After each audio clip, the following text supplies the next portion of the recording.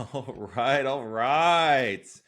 We have Jen Allen coming on today. I'm Woo! excited, guys. You guys have no idea how excited I am about this one. I've been trying to get Jen on for a little while. We've been in talks for a bit, and finally we get her on. And we're both rocking the Will Akins. I hope this email finds you well. So I feel like we should always start like a live Dynamite event with like these little quips that we use in emails now, just like and just show how kind of ridiculous they sound. Like, hi Jen, how are you? I hope this message finds you well. How are you doing today? So formal. You have to introduce yourself first. Hi, Yes. I'm Oh, I'm sorry. Will. I'm the founder of Recruiting with Dynamite. I'd love to just know how is this day finding you today? So well, because that's an adjective I use all the time to describe how I'm So doing. well. Yeah, I'm well. I'm very exactly. well. Thank you. Oh man. Wow. So I'm gonna be looking back and forth here. My producer is out with my daughter on a doctor's appointment. So I Aw. am producing and conversing with you today. So but first and foremost, thanks for everybody who's gonna be joining and watching this live Dynamite event. I'm your host, Will McGee. I'm the founder of Recruiting with Dynamite, and what we do is help recruiters take the mystery out of the BD process and really just try and get you to modernize your sales practice so that way you can get more leads in any in market and really crush it on any of your sales goals as an independent recruiter, an agency recruiter, or a boutique owner. We believe recruiting is small, and that's the future of it today. Like, I think, we have a serious advantage right now to really crush it in this market as recruiters, even though it may not seem that way. And that's why I have Jen here today. But I would really like to start off with thanking our sponsor, Sendoso. Sendoso is the platform to use if you want to send your gifts, especially now. We only have, a week left in the holiday season, as fast as possible, and get them to anyone, anywhere in the world with a click of a few buttons. So really check out Sendoso. They're awesome. And without further ado, we've got Jen Allen-Knuth. Jen, how are you doing today? Could you give us a quick You know intro to what? yourself? I'm amazing. I'm Jen. I spent my entire career in sales. I spent really 18 years as an individual contributor, which I know sounds totally wonky, but I've always just been someone who felt like selling, regardless of what we're selling, never stays static. So I've always been kind of like a lifelong learner, always reconsidering like, why do I do what I do and how do I do what I do? So I think it's a really fun career to be in. I worked for a company called Challenger for pretty much that entire time. That was the company behind the Challenger sale. I ended up becoming their chief evangelist. Then I moved over to a company called Lavender, which is an email writing assistant, and then left that in September. And now I'm on that solopreneur journey. Let's I go. do I do a lot of virtual sales training workshops. I do in-person sales kickoffs. And so it's my love. I love working with sales teams, working with folks that are trying to get better. And that's what I get to do full time now. I mean, Jen, you are awesome. Like, I've been following your content for so long. I love what you and Will Aiken have done, even on the Lavender side, and you guys continue to just elevate the sales community. So, I just want to say thank you for all of the time, effort, and real genuine energy you put into helping us be better salespeople. And the reason why I have you on today is because, we look at recruiting as a full sales process. I think it's one of the hardest sales in the world. We're selling on both ends. We're selling to the client, we're selling to the candidate. And so you have a double-ended sales process, unlike most B2B SaaS platforms. But with the way the market's going, we're seeing like this really revolutionary type of shift that it always kind of comes and goes, but it's really starting to stick now because of the buyer options and the mainstreamness of recruiting.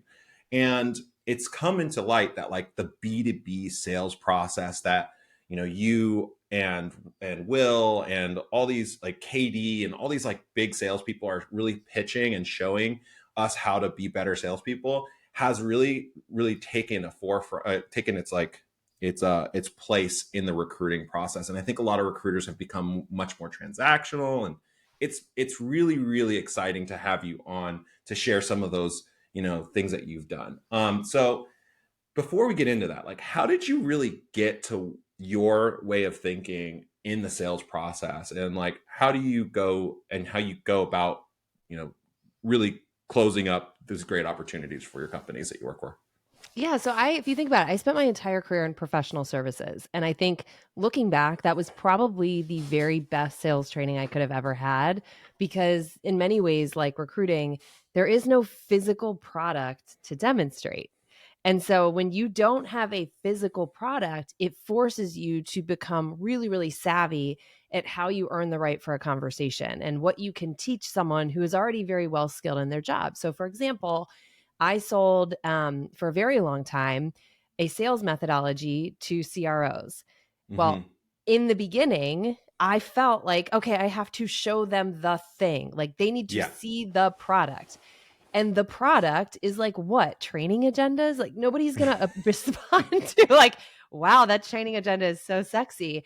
And so it forced me by struggling and getting it wrong to learn that the thing that people really love, the thing that people get activated by, what they share, what they, spread around to others are great ideas.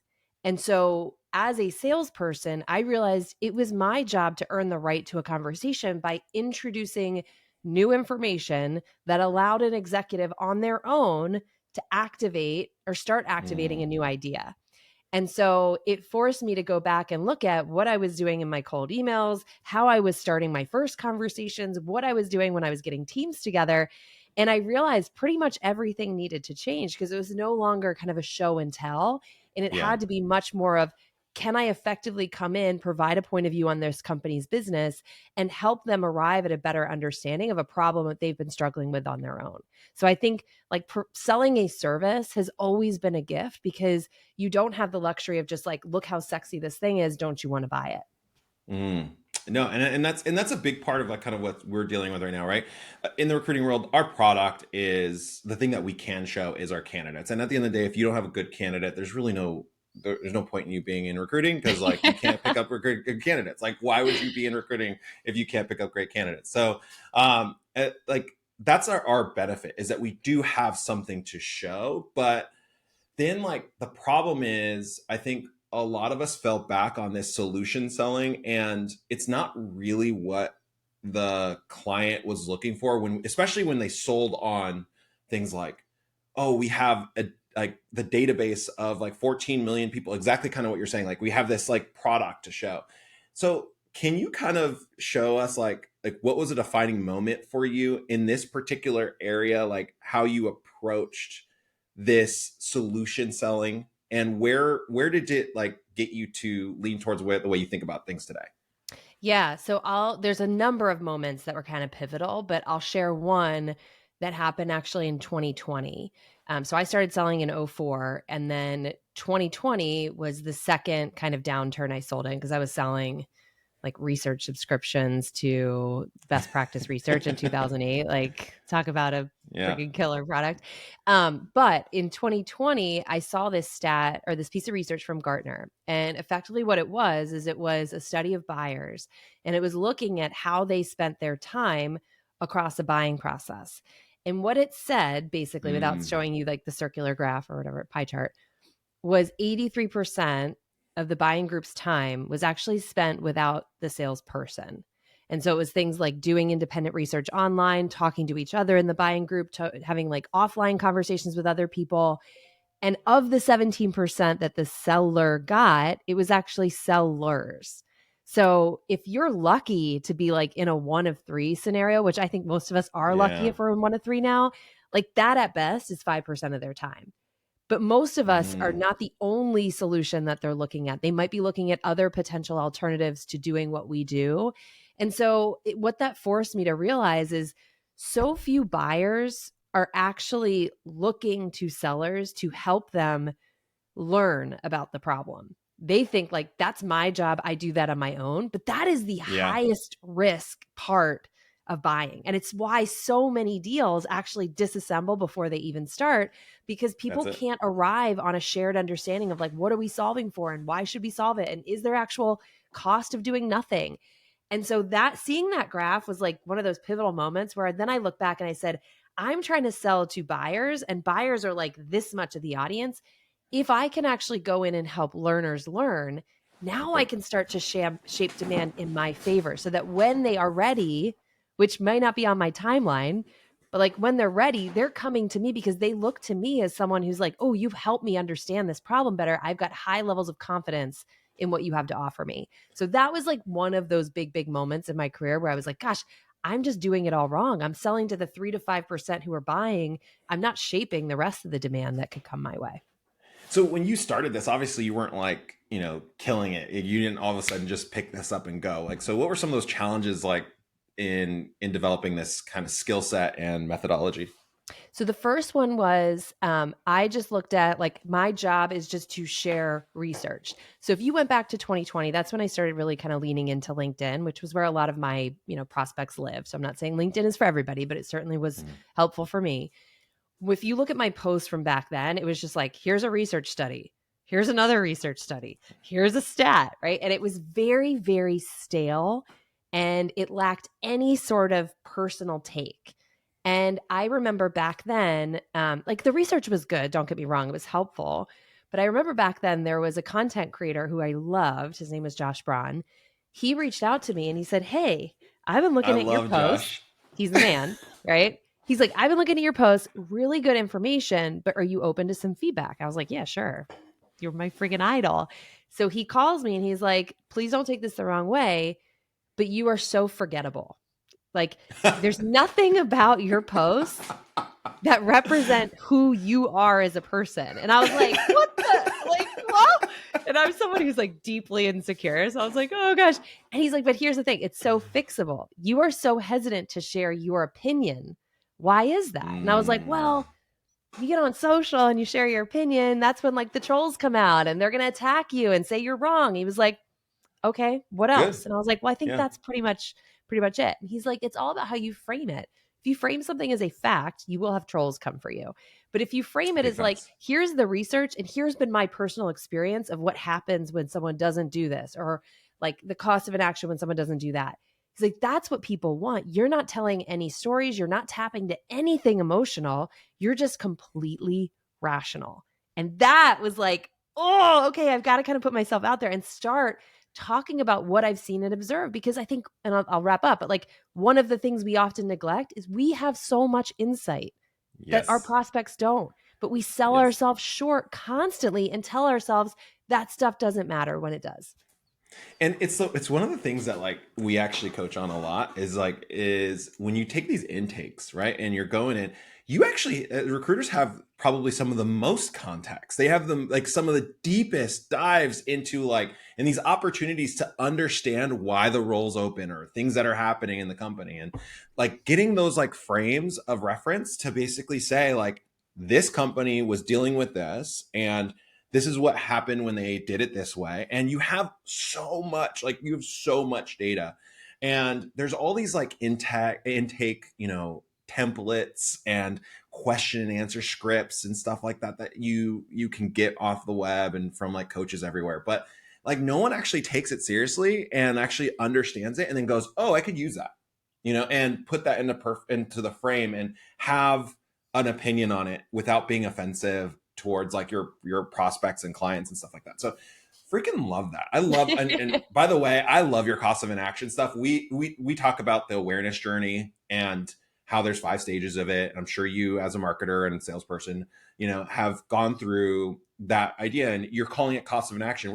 We would call it unaware stage, right? Like Mm-hmm. you're in an unaware state and you're going into a problem aware. And most of the time they don't really know that there's an issue. And you have to start to frame people's perspective to pull them away from what, and we'll go into this, the status quo. So before we get into your lesson, which I'm really excited about, what's your state of the union of like where sales is today in B2B? Okay, this is like not my favorite thing to say, but I feel like if you look back in the history of sales, even just the last 10 years, one of the things I think many of us have unfortunately relied on is this idea that sales, no matter what you're selling, is a numbers game. So there's some magical calculation, and if I just do this X number of activities and I just keep turning up the dial on the number, that will be my way to hit my goal. And now I'm not going to sit here and say like that's wrong, or everybody's got, their own thing. But my opinion is, now in the state of where we are, particularly in your space, it is Hmm. so noisy, it is so crowded. Simply doing more and just being like, how do I keep turning up that volume, is hurting us as a profession, but hurting us individually more than anything else. And so I think we've always had this like talk track of like quality over quantity. And I get it that, people have numbers to hit and sometimes you just fall back and be like, let's just do it. But if we look at AI, like AI is that Yeah. next iteration of that. Like, oh, Yep. this can make my job easier. I'll just do that instead. So I think now is the time we've got to stop looking for what makes my job easier and instead look at what makes my buyer smarter that I can do and I can offer them. And I think that's a tricky thing to break. But if we don't break it, we're going to get to the point where like those surveys that say like 90% of customers don't want to work with a salesperson, it's going to be like 99. And then what are we going Yep. to do? Exactly. And because the buyer's smarter than ever, right? And there's nothing like really in a lot of ways novel about what most products are serving right now. Like that's why the tech industry is getting crushed, right? Because Yeah.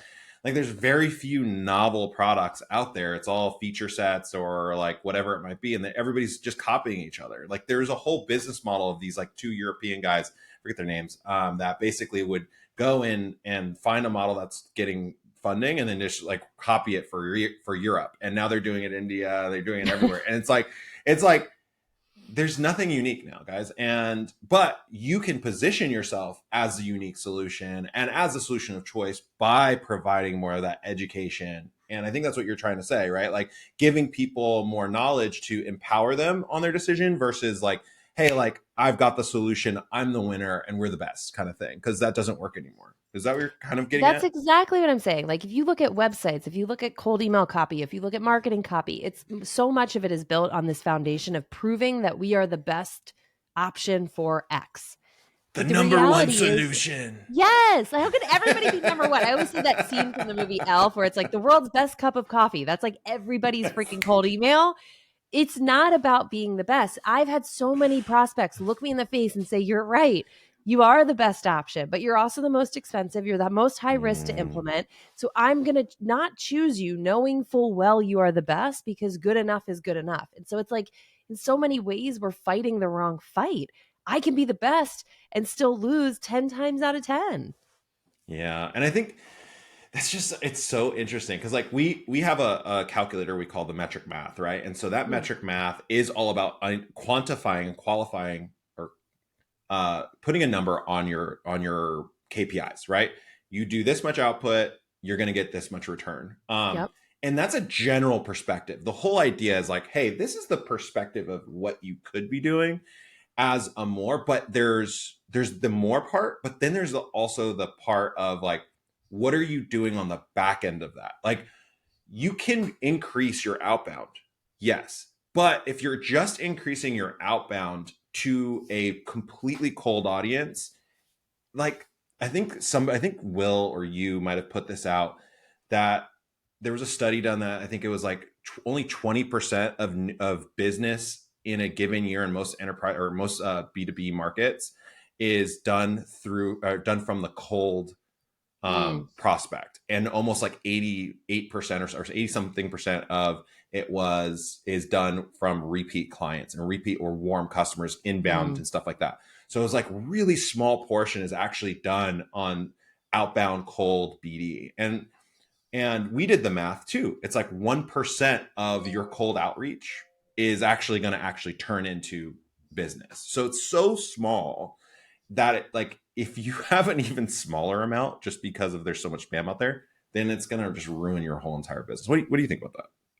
yeah, so I mean, coming from Challenger, the thing that like made me infatuated with that body of work, for those of you that don't know, it was basically a study of sales professionals where they looked at top performing sales professionals versus others and then assess like all these skills and behaviors that we assume will make someone a good salesperson and then isolated Mm-hmm. which ones actually correlated back to high performance. And one of the things that they found as part of that work is they did a study of customers. And they didn't ask customers what makes you buy from a supplier because we all know what they would say, like best product, best price, like the basic stuff. What they Yep. did is they asked them to say, let's look at 3 suppliers you considered, 1 you bought from, 2 you didn't. Now rank each supplier 1 to 10 on their ability to do these things well. And the number one thing that came out was that 53% of what made them buy from a supplier actually had to do with the sales experience that company delivered. Not their product, not their service, not their price. And this came out in 2009, and they continued to like study it every year just to make sure nothing majorly shifted. What that told me is I have so much more influence as a seller than I thought I did. I thought I was at the mercy of having a competitive price and having a product, but it's what we choose to do with that sales experience that matters. And that's why I like, I've always been a full cycle seller. I've had SDRs like in support, but I've primarily owned the motion because I believe so deeply that how you open a deal dictates how easy it is to close it. But one of the things that has been very important to me is to say, I am asking an executive for 30 minutes of their time. I can at least spend 5 minutes of mine coming to the table with an informed hypothesis about their business, something observing that is changing, and new information that allows them to look at a problem in a different way. Like, I think so often we just think, oh, it's only 30 minutes. It's 30 friggin' minutes. Like, you get so many asks for 30 minutes. We've got to earn the right. And I think we've just gotten to this place where we've forgotten that. Like, time is someone's most precious resource. We've got to show up with something of value that creates a sales experience that doesn't sound like everybody else. I mean, you just dropped a crazy bomb. I'm going to put this on repeat. I'm going to make sure our video editor has that specific part. I mean, guys, like, we talk about this on the recruiting side is the candidate experience, right? And so many recruiters out there talk about candidate experience, but then send a generic message. So many recruiters talk about candidate experience and then don't even apply it to the client side. And what you don't like, especially with like video AI, I'm really hung up on this video AI crap right now. It's just such garbage. Because specifically on the outbound motion, I think it has its place. Like, I think it could be great for onboarding. It could be good for a follow-up or like something like, but you still got to put some personalization to it. Like, at the end of the day, like when you're trying to do more by being lazy with like a video outbound because someone told you video messages are working, you're missing the whole point of the video message. The whole point of the video message is that you've taken the time, 5 minutes of your time, to observe one of like the 3 or 4 things that you have, and then you're making a hypothesis to what that problem might be, and you're asking a question that really correlates as a one-to-one. It makes it feel personal.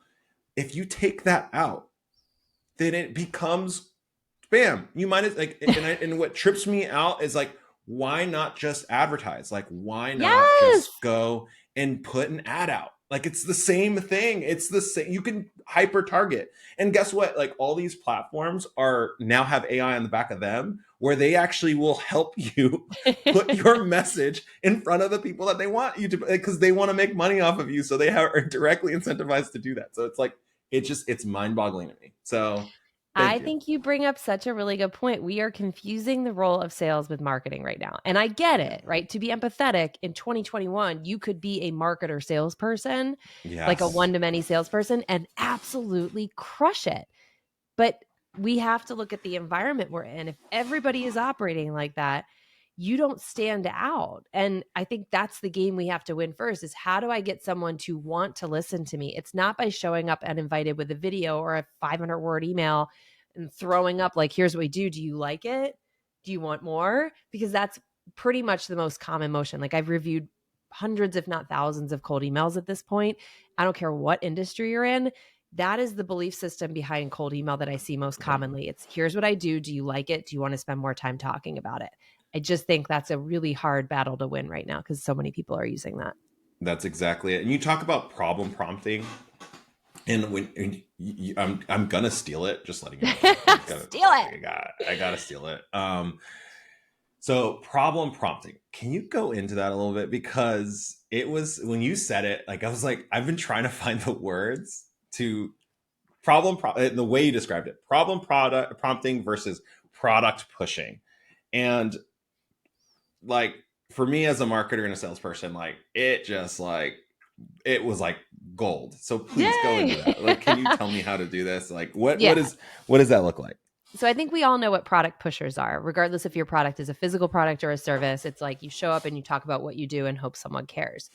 Yeah. There's a saying a lot in sales that salespeople are problem solvers. I actually think that's flawed because it is not us who are solving the problem. It's the executive that's solving the problem. And so by saying we're problem solvers, I think it forces people to show up uninvited and be like, I know this problem that you're having and I've got the simple fix for it and pay me to know it, which is a really naive motion. It's something I used to do all the time. Like no CXO at a big company is sitting there being like, "Oh, what do I do?" They know ideas of what to do. It's usually an issue of lack of confidence and Yeah. lack of data to support making decision A over decision B. So we are not the ones who are solving problems. What we are problem prompters, meaning I give you information that allows you to revisit the root cause of the problem that you're having. So here's an example. Back when I was selling professional services, I had the option of going out and saying, hey, I work for Challenger. We've got the world's best sales training. Here's all the companies we've worked with, and here's what we do. And here's the ROI if you work with us. Do you want to meet? And I would get almost no meetings that way. Or I could go out and I could say, let me look to your point earlier. First, let me look at who I'm reaching out to.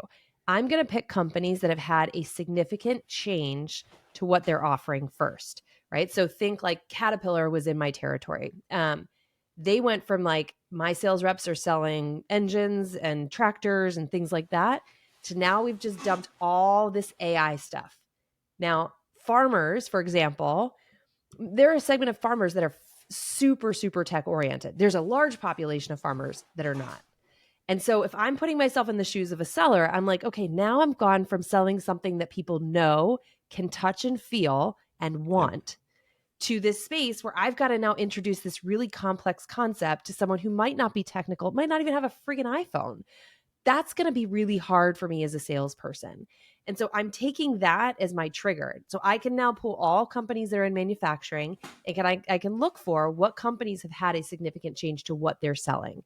And then I can go out to them and say, hey, on average, one of the things that we see when you make a shift from A to B, right? Like I saw you rolled out this new AI offering. When companies do something like that, one of the areas where people tend to struggle is how do I sell an intangible thing? Yeah.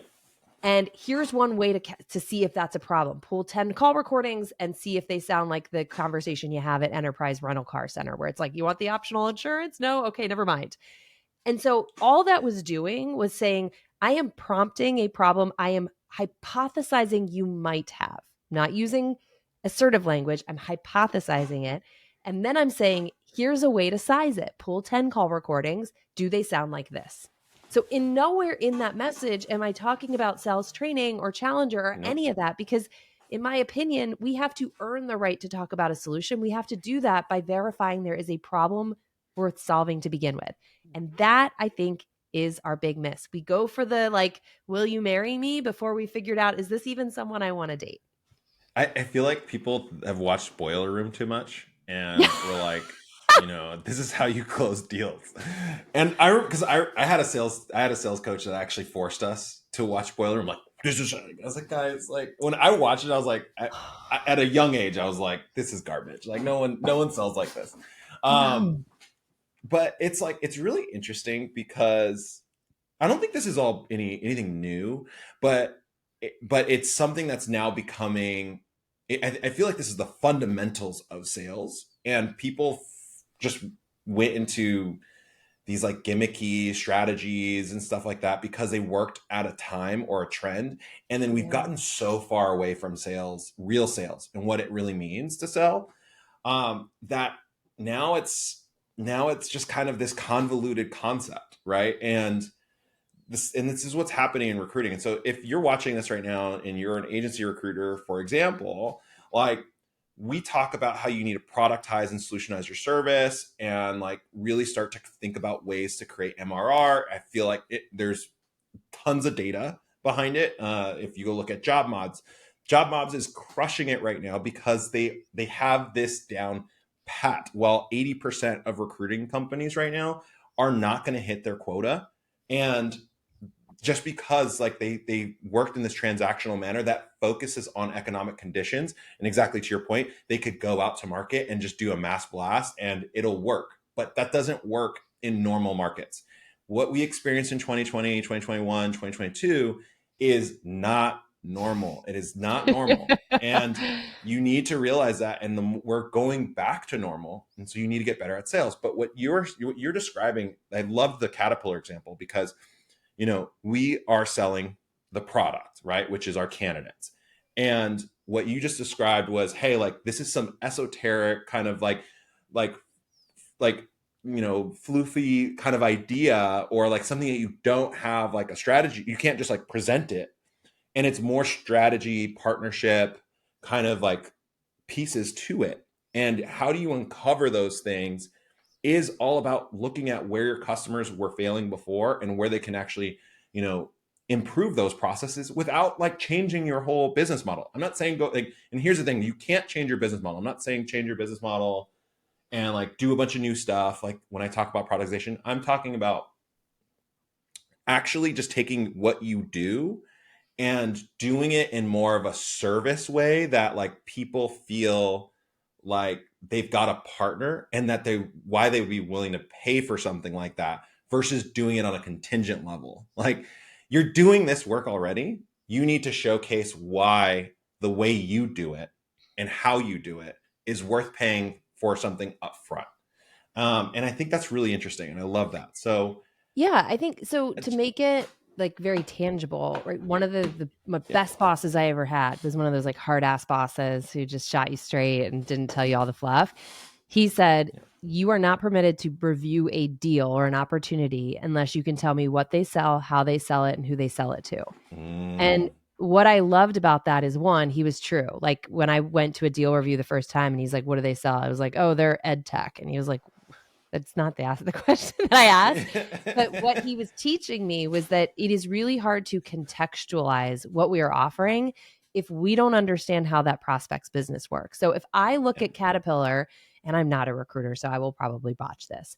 But if No. I go and I'm like, here's a profile I thought was really great. Well, if I don't know you from Adam, why the hell do I care what you think like what person you think is great? You have not earned the right to earn my trust yet. But if I come Mm-hmm. in and say, gosh, I was really reflecting on the fact that you've moved from just selling this to now selling this, that sounds like another company that went through this. And there's a candidate I have that went through that transition. All of a sudden, it's like you have context and nobody else in my inbox is showing up like that. And Oh my context is God. harder. It's harder, but that's why it works. We got to do the hard things. I mean, Jen, you just sold my course like right now. Like that's exactly, You're welcome. exactly it. Like that's exactly it, guys. Like, and Jen, you were a hiring manager, so you know like what the case is. Like, how many recruiters hit your inbox like with just like craziness, right? Like, oh, I've got this candidate, or I've got 14,000 candidate or 14 million candidates in my database, or I've got like this roster, and we can help you build it. Guys, like no one's paying attention to that. No one. It might work for your like those low hanging fruit roles, especially if like, you know, you have a position that's been open for 3 months and they're like, I will just do anything. Then, but the position's been open for 3 months. Why would you want to work it? It's been open for 3 months. There's something wrong there. There's something wrong. You want to That's work the with good thing. companies. As a hiring manager at Challenger, and I did it for a quarter. So I don't want to make it sound like I was some like, mega leader, but I did it for a quarter and it was wild to me the number of recruiters that would reach out. And then I'm like, they don't even know what Challenger is. Like to Yeah. recruit someone to Challenger, you would at least need to make me confident that that person is a Challenger. Like it couldn't Yeah. be any easier. It's not some big mystery. Yep. And it was just like I can't think of a single piece of outreach that I got that showed that they even understand what we did, which told me these are people who are just believing like in the volume game. If I send enough, a bullet hits a bullet. It's just there aren't that many bullets to go around. Yeah. And so that's just a really hard thing to make work right now. So let's get into your lesson because I want to be respectful of your time and the audience's time. But like this comes down to really like once you pick up the lead, right? And again, I'm going to put this in context for you guys because I think it's important. You know, this isn't just, hey, I've got a candidate, I'm trying to get them closed, because at the end of the day, when you get an agreement, contingency, you're just beginning the sales process.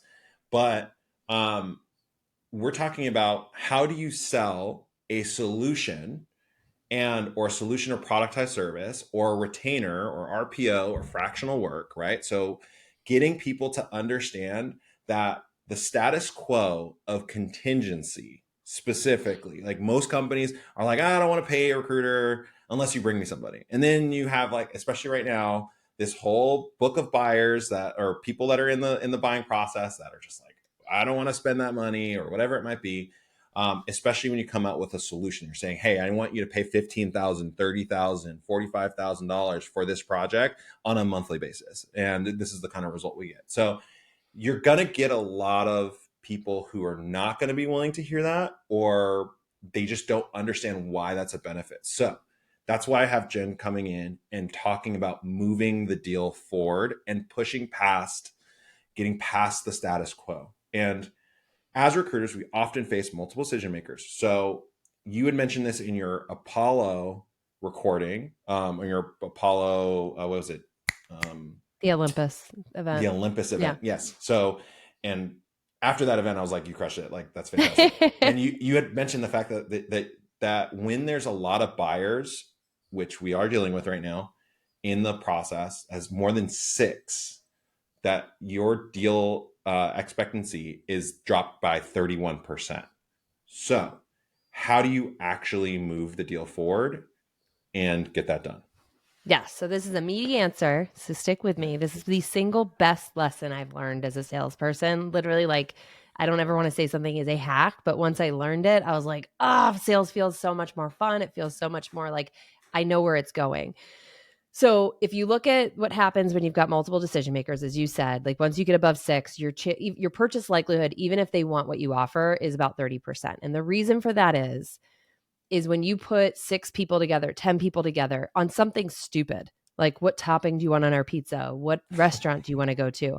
That's freaking hard. Now, if you try to look at, let's change something to something we've never done before that has a ton Yeah. of risk associated with it, what happens is when you get groups of people like that, it's really hard for them to agree to change because change is so scary. And people are pretty much just like in risk protection, risk mitigation mode. And so, what we've got to understand, and this was a big lesson for me, I did not figure this out until years into selling, is that people stick with status quo because there are beliefs and assumptions that they've accumulated over time. So, if again, I'm not an expert in what you sell, but if I am like going the contingent route, it is because there is a belief and assumption under that behavior. Now, as salespeople, the mistake we make is we typically attack the behavior. Like, this is why hiring this way is wrong. All that does is activate someone's defenses. I'm going to now defend why it's right. And so you end up in this head to head fight that salespeople rarely win. And so instead, what we've got to do is we've got to think about what are the beliefs and assumptions that sit under that status quo behavior? How were they formed? Why were they formed? Was it this was an experience like a leader had at their last company? It really worked. Is there like a big piece of research out there that tells people to do this one way and that's why they believe they need to do it? Whatever it is, we've got to figure out where that belief and assumption is coming from and make our best guess. And then instead of attacking the behavior, what we do is we introduce new information on that belief and assumption.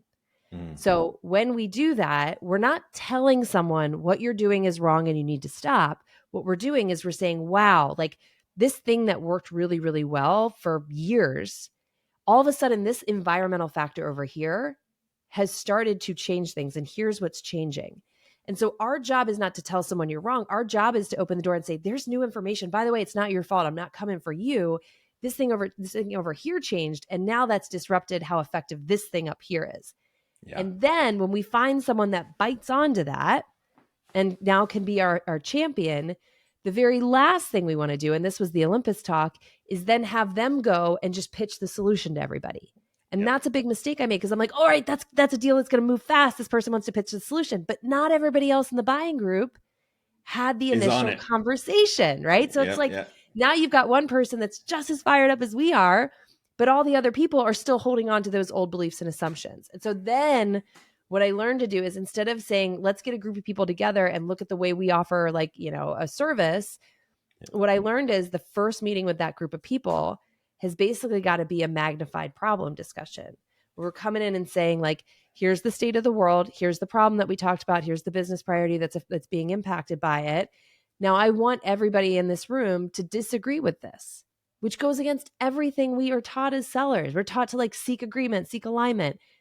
But if they are not openly disagreeing, that is not a deal. There's not a deal in the world where you've got 10 people who are like, "Yep, that's the way to do it." I know because I've looked for them my whole life. And so what we've got to do is say like, here is John's opinion of the state of the world. Here are the metrics that support it. And here's what we believe is the root cause of the problem. John, you're in a different function. What do you think is wrong about this? And then what we're able to do is surface all the beliefs and assumptions, get those out on the table, and then figure out what new information do they need to see to correct that and get them to look at the problem the same way we are. Yep. Once we've got that, now we can talk about solutions. But if you think about that, that is much more like a McKinsey or BCG model Yep. than just like showing up, saying our solution, and then hope everybody gets on board. So I know that's like a meaty, long answer with absolutely no visuals, but that shift changed everything for me. Oh man, I feel like I just went through relationship therapy as well. Like, Hey, like I've done that. That's helpful too for selling. oh man, like I feel like, like when I approach my problems with my wife the same way. I'm like, oh yeah, like, you've got this problem. Like, this is not right. This is not how you're supposed to do it. Right. Yeah. And then she's just immediately cuts off and like is defensive. Like, oh no, like what? You're wrong. No. Okay. This is Yeah. fantastic. And if guys, if you want more context on this, like if you want like the visuals behind it, her recording is on the Apollo site. It's free for everyone to get onto. You can actually go onto their knowledge base and again, big plug for Apollo. Love them. They're one of my sponsors as well. And yeah, just go on there, go in the Olympus event, go in the knowledge center. You can actually get her slides and you can see what she's talking about here. But what I really loved about this is like how you actually kind of show up to the intro, and a lot of that kind of comes with like there's a lot of pre kind of research and pre-call like unification that you need to get. So can you tell us a little bit about that? Like, and that comes from what you would call a champion. And like I love, like, I know the sales term for champion. If you guys don't know what champion is, it's basically the person that you're selling to that's going to champion this out to the rest of the team. But how do you create them and empower them? Like, what's that pre-sales process look like? Yeah. So I break this down into a few steps. So step number one is we've got to arrive at a shared understanding of the problem. Like I need my champion talking in problem language, not solution language. And it's no knock Mm, on them, but when someone gets excited about a solution, they tend to go into solution language. So mhm. I will work with them to say like, what is the business problem? What do we believe is the cost of inaction? Like the cost of doing nothing differently. There has to be a cost to necessitate change because change is too risky, too expensive, too scary. I work with them on that. And then what I do is I write the email for them. So I'll say, they're going to send this to their buying group. They're going to say, team, I just spent some time with Jen Allen-Knuth. I'll hyperlink link my name so they can see my social profile so they know I'm not a total weirdo and that I talk about these types of topics. And then we'll say, like, I met with her because we were discussing the problem that we were facing around X. She's had some unique experiences working with companies like A and B, and this is where you can name drop, who also were up against similar challenges. Anybody opposed to coming together to talking about the problem? And Mm, it's the reason I'm writing it is because I can control the problem language of it. I can't control that if I just like say, hey, write an yes. email about the problem. So I send it to them. They can still put their like flavor on it, but I give them the context as to why I'm saying nothing about our solution because oftentimes like they don't understand. They don't understand, but they just assume that's what that you want them to do. Well, they're not the ones living in the problem constantly. As salespeople, we are, right? Like, so we're the ones that know what the problems are. So, in a term, in what you were saying before, like we are Mhm. problem solvers, sure, but like that's just a wrong context because perfect example, right? And that's why you need to be the one that's problem prompting and Yes. helping them do that, right? And then if you, on top of that, and what you just described is like the solution mode. I just think of male dominance, like like this male dominance like kind of piece is like males are always looking to solve a problem, fix it, fix it, fix it. So like at the end of the day, like if you, especially when you're dealing with like the buyer and they're coming in and trying to sell it to people in your team, like you've just missed an opportunity to help them sell your solution in a better way. And like that's that extra bit of experience that changes the game. Like it really, really does. And that's why you really need to ensure that your process is really strong. Map it out, figure it out, and getting that done. Um, what do you do when like prospects essentially go dark on you? Like, so you've got them buying in, they're like, okay, like I went out and I reached out to people, and then it's Christmas time, right? We're dealing with this right now. What Yeah. happens then? Yeah, so there's usually one of two things that happen. And I'm a big believer because I was taught this way. If something goes wrong in a deal, it is almost always a byproduct of a decision we made, not the buyer.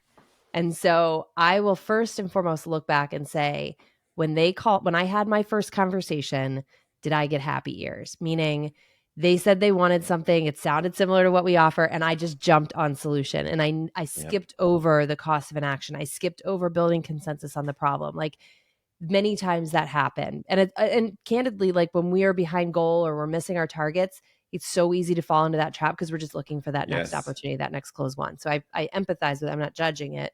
But when I found myself doing that, what I would do is I would reach out to the prospect and write something like, remember our conversation on status quo, remember our conversation on selling AI, whatever it was that was about them. And then in the body of the email, I'll just be honest and I'll say, in thinking about our initial conversation, I think I got happy ears when I heard you say X. I recognize that selling in a differentiated solution or a different solution is extremely hard because you need to get buy-in from everybody else at the table. Boom. Here's the step I think I missed. Am I off base? And all I'm looking is I'm making a bet that they probably got off that call. They were excited about the solution. And then they sat Yep. back and were like, shit, I got to get all Shit. these other people on board. I don't have anything I need to do that. I'll put this at the bottom of my to-do list. And I'm making it safe for them to give me bad news. And I am taking ownership, not were Mm, you unable to get the group on board? Who wants to admit that? I'm saying yeah. I fell down, I got excited, and it's human and it's real and it's honest and it happens. And these people understand. So Are that's you a scenario one. failure? Did you fail at your job Did you today? fail at your job? Loser? Oh, I got a quota gosh. to hit. So that's option one. The second option is, let's say I did I did things the right way. I didn't have happy ears. I build up a cost of an action. If I feel really confident that I did the right thing, my natural next guess is something else changed that impacted this as a priority. So again, I just think sometimes in sales, I was guilty of this. We are so fearful of hearing bad news. We make it hard for our Mm, prospects to tell us the truth. So I will say, when we last spoke, we identified that 60% of your Q3 miss came from the fact that half your pipeline was stuck in status quo. It wasn't a no, it wasn't a yes. yep. We discussed like the gap that you were looking at for Q4 being, $3 million. And I'm going back to that problem sizing. And then I'm saying, has something else greater in priority or greater in problem size come up? And more often than not, it might be that, it might be I got a new leader, it might be a million things. But by Yeah. just showing that we are being introspective and saying, I'm not going to assume that this is a go, I'm going to assume this is a no-go. That's how I think we build trust with our Yep. executive partners, because we are laying out on the table that we know that buying is really freaking hard, and I'm not oversimplifying it. Oh man. You are crushing it on this. I love it.